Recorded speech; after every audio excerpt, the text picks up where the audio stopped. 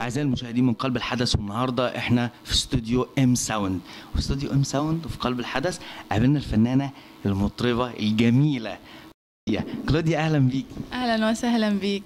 كلوديا، انت بتعملي ايه النهارده في ام ساوند؟ يعني بعمل ايه؟ اكيد بسجل. احنا عارفين ان انت بتسجلي ألبوم جديد، وحاسين ان دي خطوة جريئة قوي، واحنا كجمهور والناس كلها محتاجين فعلا ان المطربين يبتدوا ينزلوا بالبومات، كفايه بقى سنجل ويبتدوا يشوقونا ويعطشونا، فاحنا مبسوطين قوي ان انت بتعملي البوم. لا، الفترة الأخيرة الحمد لله إنه في مطربين كتير يعني تحدوا الظروف اللي هي موجودة دلوقتي وبدأوا ينزلوا بألبومات، فدي حاجة كويسة بالعكس. حاسة بأنهي أغنية اسمها إيه اللي هي هتبقى الهيت ماستر، اللي هي حاسة إنها هتبقى جميلة فيه؟ شوف، مش حدي أسماء أغاني. حاجات لسه ما خلصتهاش، يعني لسه ما بحب لسه ما اختارش. أهم الملحنين والموزعين اللي اتعاملتي معاهم وتعاونتي معاهم في الألبوم؟ موزع، يعني هم كوكبة من الملحنين والموزعين والكتاب. يعني مش عايزة أنسى حد علشان هم ناس كتير.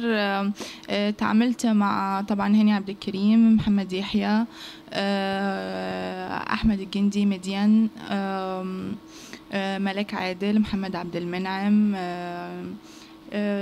مين كمان يا كلوديا؟ مش فاكرة، يعني ناس كتير صراحة. أكيد مش هيزعلوا مننا، ما تقلقيش. أكيد ما تزعلوش مني بليز.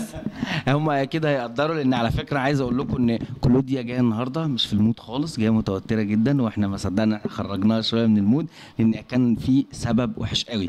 إيه السبب؟ لا يعني ظروف شوية بتحصل، لازم تتماشى مع الظروف بكل الأحوال. أكيد، والفنان لازم يغير من موده أول ما بيدخل في الشغل. كلوديا، انت جميلة قوي، والناس بتقول كده فعلا، ونفسهم يشوفوكي بقى على الشاشة الكبيرة وشاشة التلفزيون. فايه الجديد؟ جديد ان شاء الله، بس ابتدي اشوف يعني الاغاني، بس يعني احنا ابتدينا تقريبا، دي 3 غنوة بنسجلها، فهنشوف آية واحدة بالظبط هنستقر عليها. لو شفنا الأوضاع مش مناسبة هننزل في بسنجل سوري.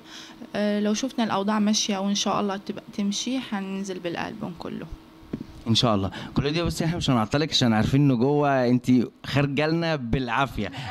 اعزائي المشاهدين، بجد احنا من السعداء ان كلوديا معانا النهارده. ربنا يخليك، ميرسي ليك جدا، ودايما هيبقى في تواصل، وتابعونا على قلب الحدث. شكرا. ميرسي ليك، شكرا.